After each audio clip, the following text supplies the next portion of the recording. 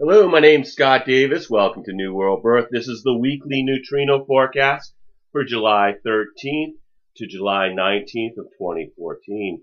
And human design is a synthesis of four ancient wisdom systems as a bridge to understanding our potential to discover our path to making decisions that are correct for us as individuals. And those traditions are astrology, the I Ching, the Hindu Brahmin chakra system, and the Kabbalistic tree of life. So we're going to take a quick look at how these systems work together. We start by looking at the sun, the planets, the nodes in the wheel, much like we would in astrology, except instead of looking at them as they relate to zodiological constellations or to each other by the angles that they make, we look at them in relation to the hexagrams of the I Ching. And you can see these stacks of lines on the outside of the wheel represent the 64 hexagrams of the I Ching. Then those hexagrams are mapped to specific locations in the body graph. On July 13th, we have the sun, and it's in Cancer, but it's also in the 53rd hexagram, and you can see it out here, the stack of 6 lines, numbered from bottom to top, and this one goes yin, yin, yang, yin, yang, yang. And these shapes inside the body graph are called centers, and they represent the next stage in our evolution from having 7 chakras to having 9 centers. And this mutation occurred in 1781, coincidental to Herschel's discovery of the planet Uranus. The pathways between the centers are called channels, and they're from the Kabbalah.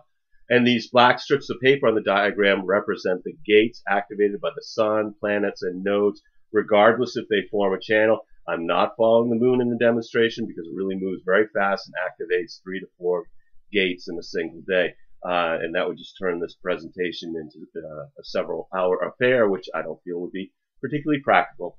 So anyway, we have the sun. It's in the 53rd hexagram. And that's mapped to the 53rd gate right here. And this is the gate of beginnings, development as a structured progression that is both steadfast and enduring. It's located in the root center in a collective abstract energy path in the sensing circuit called the channel of maturation, a design of balanced development that connects to the 42nd gate of growth increase.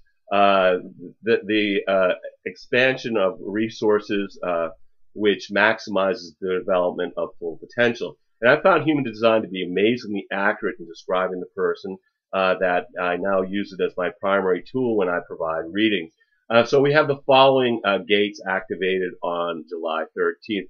The sun is in the 53rd gate. The earth is in the 54th gate. The north node is in the 32nd gate. The south node in the 42nd gate. Mercury is in the 15th gate.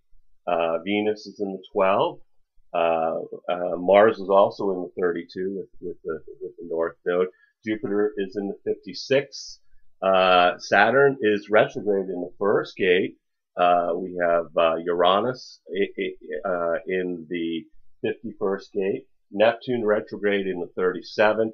Pluto retrograde is in the 38th. So obviously not every gate activation forms a channel, but this information can be very helpful if you know your human design chart, because some of these transits will form channels with potentials in your personal body graph. And you can get your human design chart by going to jovianarchive.com, click on the button that says get your free rave chart, and then just enter in your birth information. So the neutrino forecast is just a weather report. So no matter what the weather is, your individual strategy and authority is the correct choice to have authentic experiences regardless of what's going on in the program. As Ra Uru Hu said, whatever the weather is going to be, you have your neutrino umbrella. As long as you are experimenting with your strategy and authority, the weather is for your pleasure. So we begin the week with 2 channel definitions due to the transit field.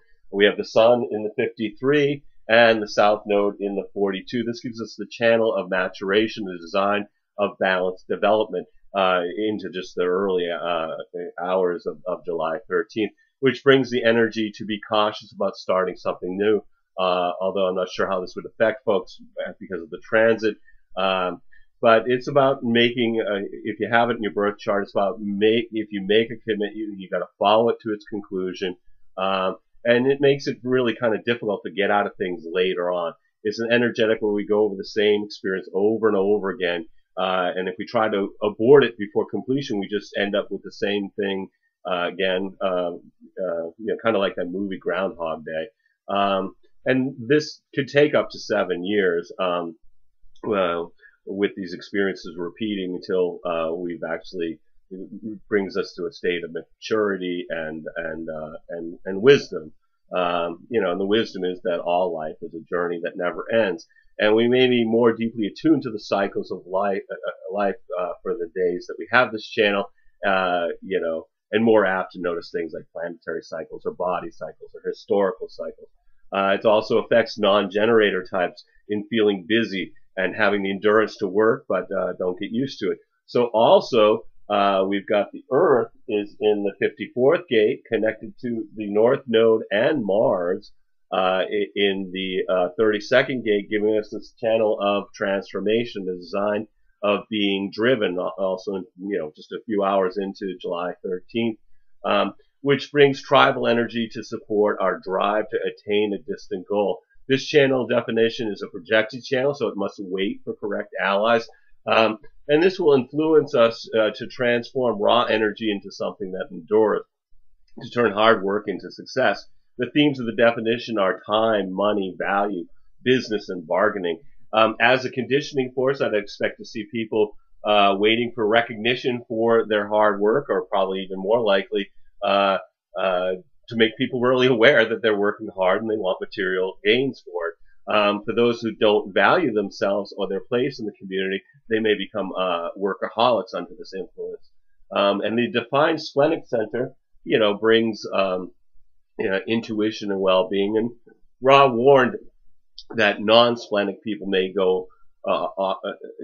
let go of something that actually is good for them during a transit that defines the splenic center.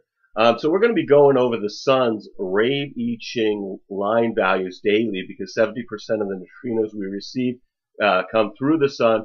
And as Ra described in Design Perspectives, number 56 in his presentation titled Living with the Program with Ra Uru, the lines of the day, when he was talking about the daily line shifts, he said we can always take advantage of the themes of the day. Now, if your strategy and authority doesn't lead you in that direction, you can always just notice how the program is affecting others in your environment. So let's get started. We're going to begin on July 13th, and the sun is in the 6th line, the role model line of the 53rd hexagram. The 53-6 is phasing, exalted. The successful utilization of the completion of a stage of development that by its evident success and value is based. Value can be used as an example to attract support for the next stage. The energy to attract support for beginnings based on success of the past. Detrimented, a tendency in this position to hide success, to perverse fear that success will either create excessive demands, or supporters of the original process will end their support upon completion. The pressure to hide beginnings in fear of losing past support. And Ra talked about when you're the 6th line day energy, not to get stuck with your head in the clouds, because you're going to end up with something running into your shins or kneecaps. It's a day where there's kind of a lack of focus. People are looking at things that are beyond the immediate environment, which has certain dangers, just like 3rd line days, and not seeing a car coming, not seeing a bill coming. But later on the 13th, the sun moves from the 53rd gate to the 62nd here. And so this channel definition goes away, as does this one, because the Earth also moves from the 54, and it moves into the 61.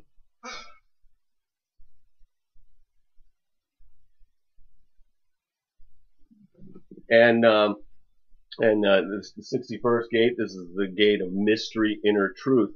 This shift happens at 1 a.m. Eastern Daylight Time. And the time I'm going to give you for all this report will be Eastern Daylight Time. You're going to want to convert that to your local time zone.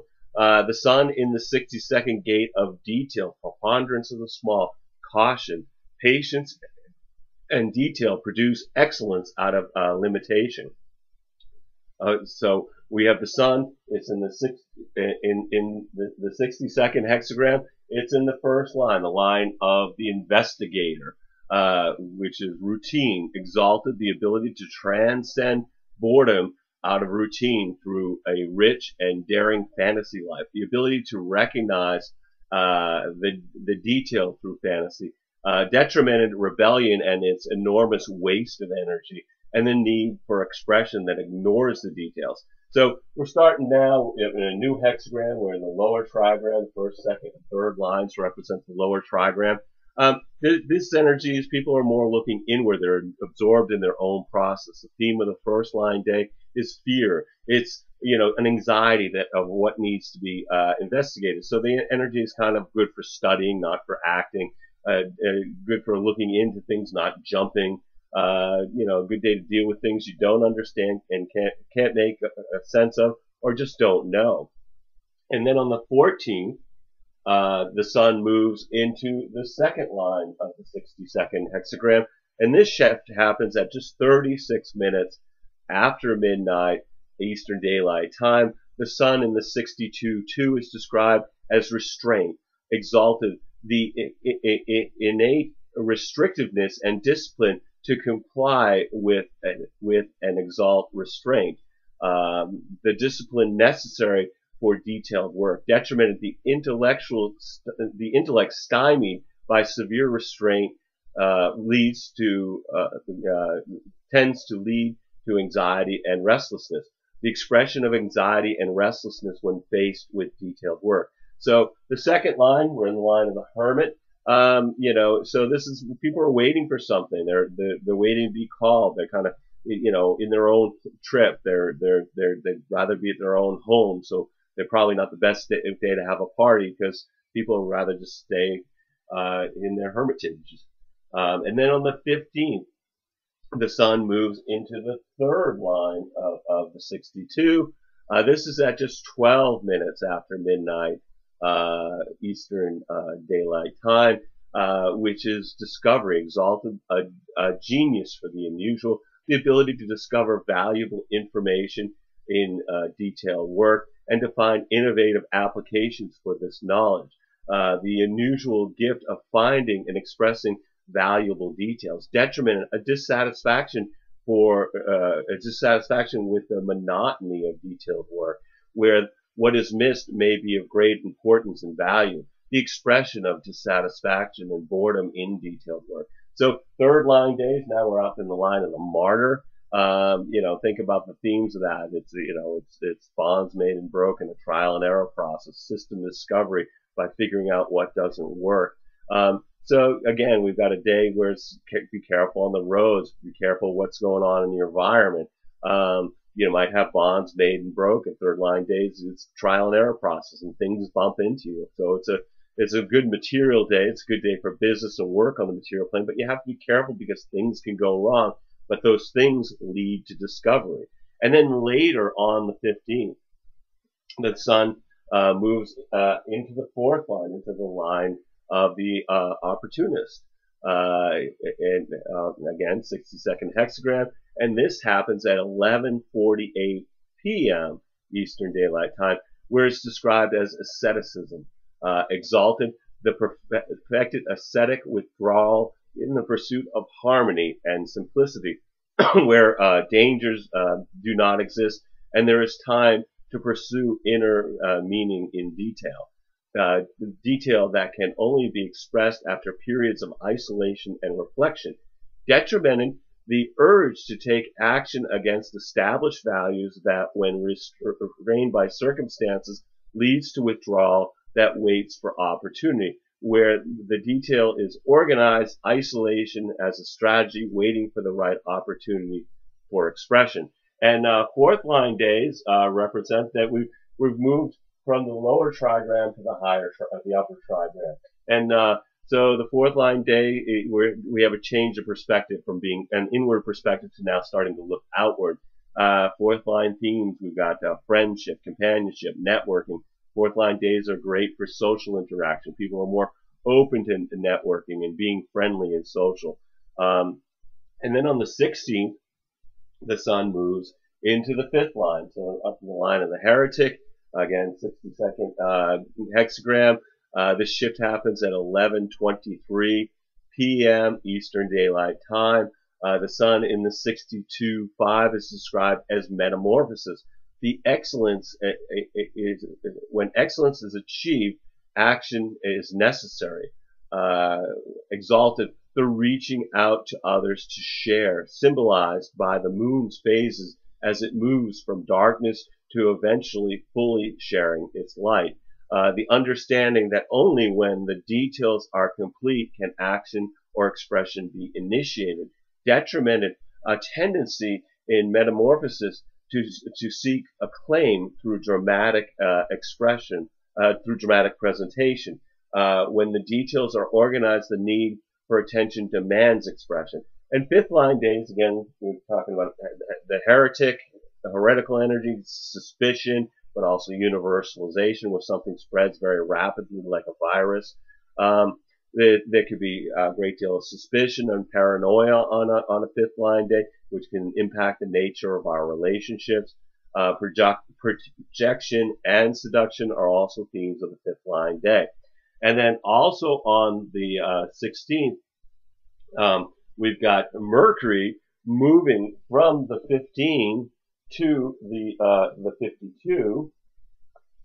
But we're going to leave the 15 up there because Venus moves from the 12 to the 15. Let's start with Mercury. Mercury is the messenger of the gods. It's communication. It's expansion of human consciousness through communication. But Ra talks about it being not only as words, but also as music. What do you need to communicate in this life? Well, we communicate the message of our design Mercury through the medium of our personality Mercury.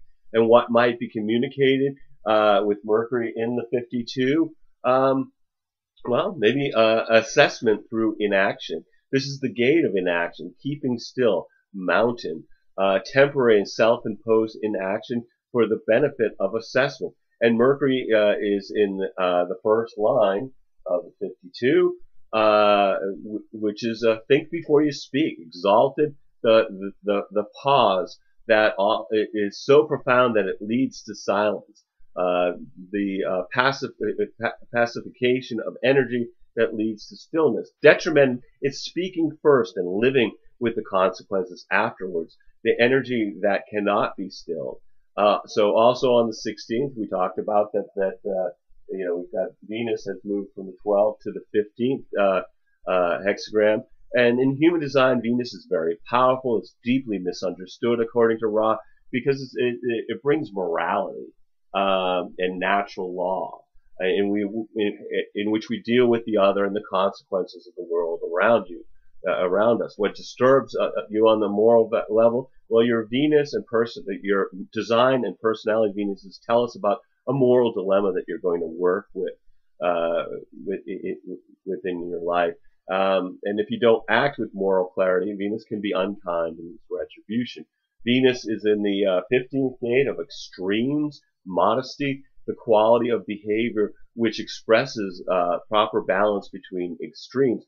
Venus is exalted in the first line of the 15, which is duty, the ability to confront any challenge without expectations. Exalted, harmonic relationships which give support for the fulfillment of any task. The capacity of the self to confront any challenges through extreme and harmonic relationships.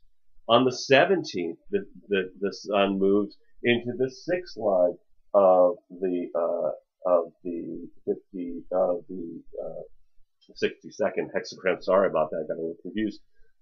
This shift happens at 10:58 p.m. Eastern Daylight Time. The sun in the 62.6 is self-discipline. Exalted, a penny saved is a penny earned.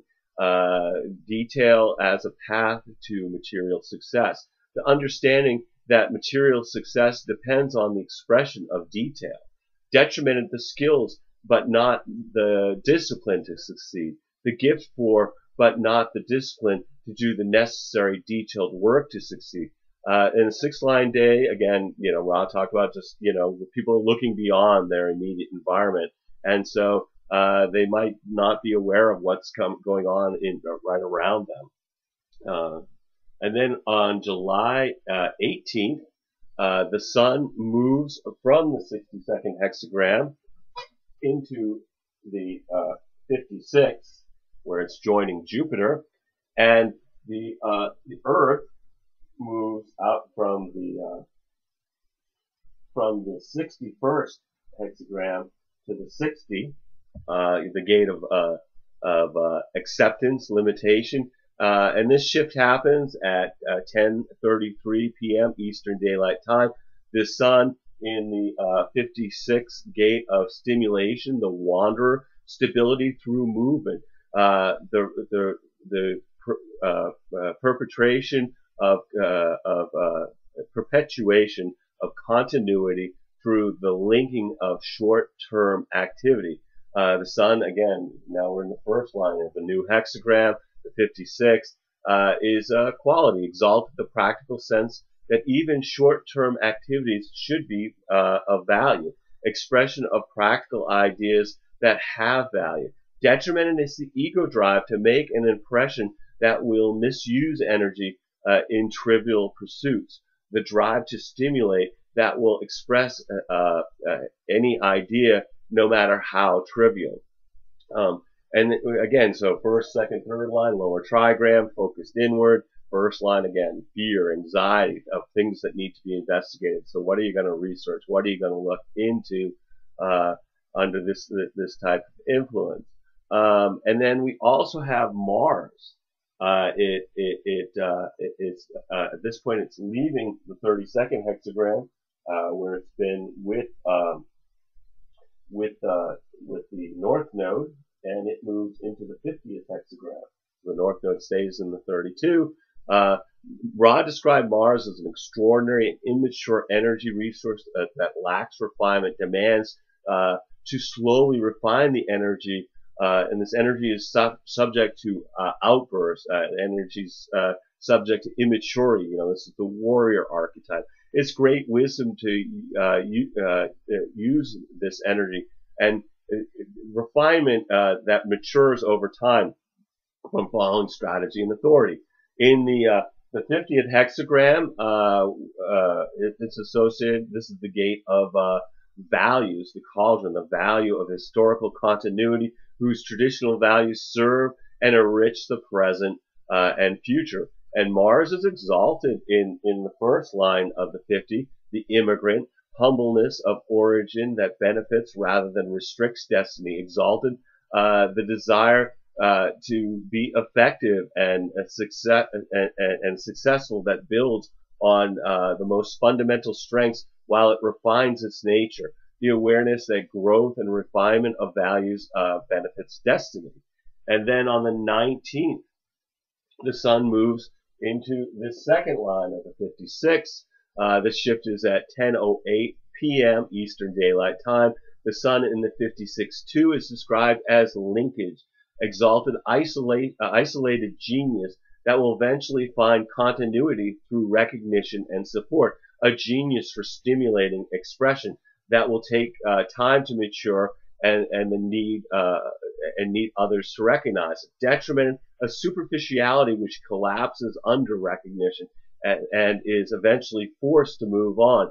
A gift for communicating, but not enough depth. Second line days, again, people are waiting for stuff. They're waiting for a call. They're more about hanging out in their inner world, in their homes, things like that.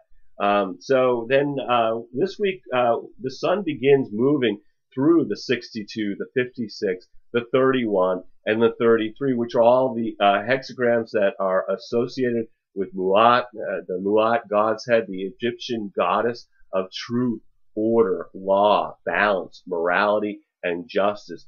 She was thought of as the goddess who regulated the stars, the seasons, and actions to keep the universe from collapsing into chaos. We are at the fourth and final god's head of the quarter of civilization, in the most yin location in the wheel. This is the feminine, the mother, the birth of civilization, emerging from the womb, the goddess that bestows the quality of civilization. But the work is up to the female. The work is up to the form. This becomes a distortion of the mind that becomes the patriarchy. The mind believes that it controls the form, and civilization brings the belief that males are going to control females. And all the gods' heads of the quarter of civilization are goddesses. The quarter of civilization is described as from womb to room. It's about the female being responsible for the survival of children and home, and those are the foundations of civilization.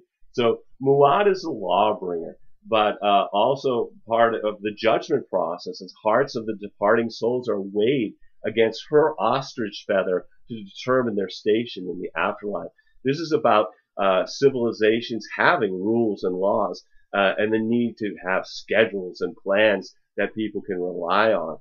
Civilizations become codified with Maat, with the traditions, with traditions that maintain civilizations. The mind's construct for the continuation of form. Maat represents the moral and ethical principle that every Egyptian citizen was expected to follow through their daily lives, to act with truth and honor in all manners that involve family, community, nation, environment, and God. There was the belief that laws and rules should not be challenged. It's your life, but it must be lived according to the rules of civilization. And this is the influence to fit in, to conform, to follow certain behavioral patterns, to live with other people, and ultimately to become homogenized. It's the agreement that if you act like the others and look like the others, you'll survive because you'll get what the others get. It's another example of the quarter of civilization representing how the mind distorts the energy that subjugates the female form. The mind asserts its superior over the form, even though the form represents the life force. And of course, this is the not self. And we can all live a different experience because we have strategy and authority. So no matter what these energies are that are conditioning you during the week, remember, this is an experience of being a passenger that's riding in a vehicle that's being driven by the magnetic monopole. So enjoy the scenery. Let the vehicle take you where you need to go through using your strategy and authority. Every single day we have is a blessing, no matter what the drama that beckon to distract us, because we're all here just giving a performance of a lifetime on the world stage. Just take some time out to observe your movie, observe your play, as well as act your part by remembering you're a human. You're a spiritual being that's having a human experience. Sorry about that. Anyway, thanks for checking out New World Birth. The next segment of the weekly neutrino forecast will be on July 20th, 2014. It should be available by the 19th, when we'll continue to look at the influence of the heavenly bodies as they transit the sky and the hexagrams of the I Ching. You can check us out on Facebook or Blogger or YouTube, because there's New World Birth presences on all those spaces. And I encourage you to share this information as videos or as texts, as widely as you choose. And I will be discussing the transits of August 2014 and providing some short human design readings to the participants of the Earth Needs Rebel show on Truth Frequency Radio on Friday, August 1st. The show begins at 1 o'clock Eastern Daylight Time. I come on at 1:30 and we go to 3. You're welcome to come in and participate either through the chat space on Truth Frequency Radio, the Earth Needs Rebels chat space, or you can personal message Katie, and she'll call you for free anywhere on the planet to actually bring you on the show. I invite you to contact me at newworldbirth@yahoo.com if you have any questions or wish to schedule a reading. So please contact me, because I would love to provide you a reading during these uncertain times. You're either going to need to be able to call me in Maine, in the USA, or we can connect with Skype to receive your reading. We're also accepting donations to keep these reports freely available. Although I think the best way to make a donation, get a reading, and you're going to have something that you can use in your life, as well as knowing that you've contributed to something you value. As always, I'm blessed you've taken the time to connect with my passion for these ancient mysteries and their application to our journey during this incarnation. The light in me honors the light in you. Namaste, in Lakesh, and as Ra would say, love yourself. So, looking forward to connecting on our next time. Peace, everybody.